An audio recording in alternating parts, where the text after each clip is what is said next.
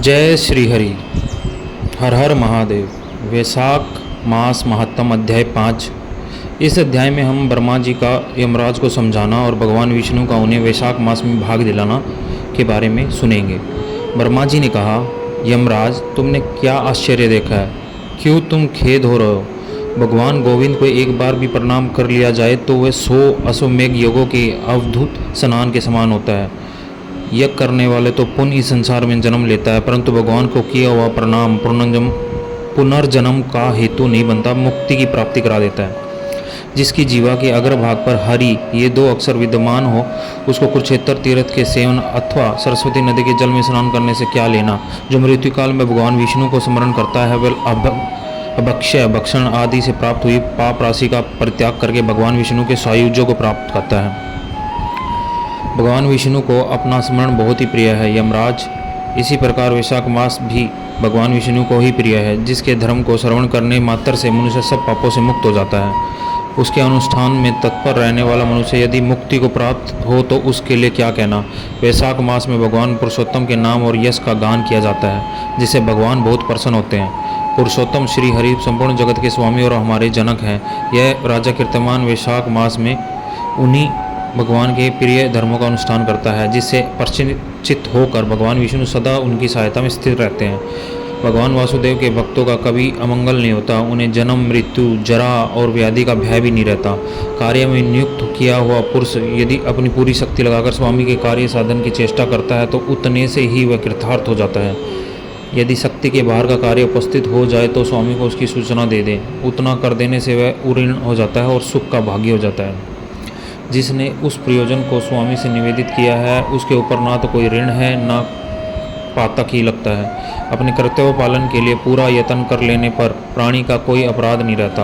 यह कार्य तुम्हारे लिए असंभव है, अतः इसके विषय में तुम्हें शोक नहीं करना चाहिए। ब्रह्मा जी ने ऐसा कहने पर यमराज ने दीन वाणी में कहा, तात, मैंने आपके चरणों की सेवा से सब कुछ पा लिया। तब ब्रह्मा जी ने पुनः समझाते हुए कहा, धर्मराज, राजा कीर्तिमान विष्णु धर्म के पालन में तत्पर है। चलो हम लोग भगवान विष्णु के समीप चले और उन्हें सब बात बताकर पीछे उनके कथानुसार कार्य किया जाएगा। वही इस जगत के कर्ता, धर्म के रक्षक और नियामक हैं। इस प्रकार यमराज को आश्वासन देकर ब्रह्मा जी उनके साथ क्षीर सागर के तट पर गए। वहाँ उन्होंने सच्चिदानंद स्वरूप गुणान्वित परमेश्वर विष्णु का सत्वन किया। ब्रह्मा जी की स्तुति से संतुष्ट होकर भगवान विष्णु वहाँ प्रकट हुए।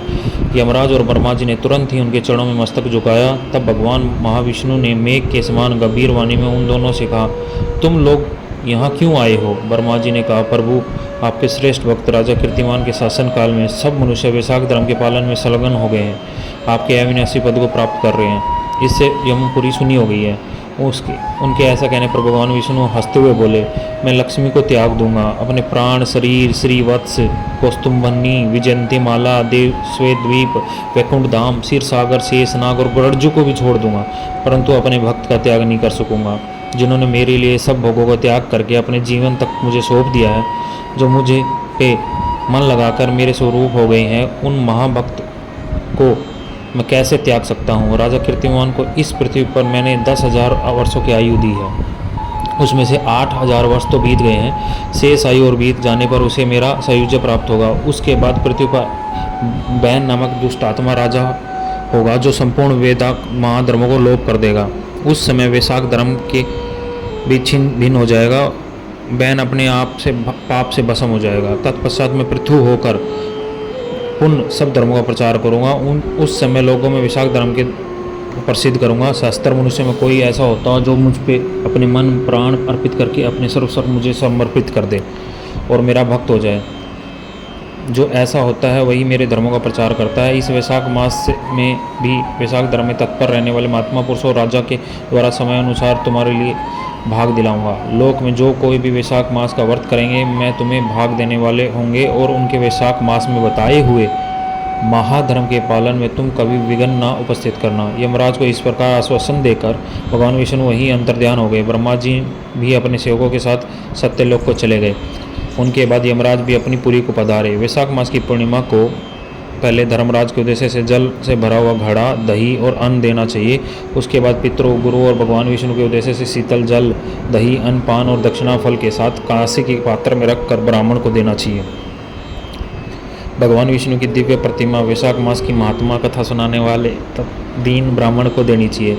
उस धर्मवक्ता ब्राह्मण को अपने धन से भी पूजित करना चाहिए। राजा कीर्तिमान ने सब कुछ उसी प्रकार किया। उन्होंने पृथ्वी पर मनोवांछित भोग भोग कर शेष आयु पूर्ण होने के पश्चात पुत्र पात्र आदि के साथ श्री विष्णु धाम को प्रस्थान किया।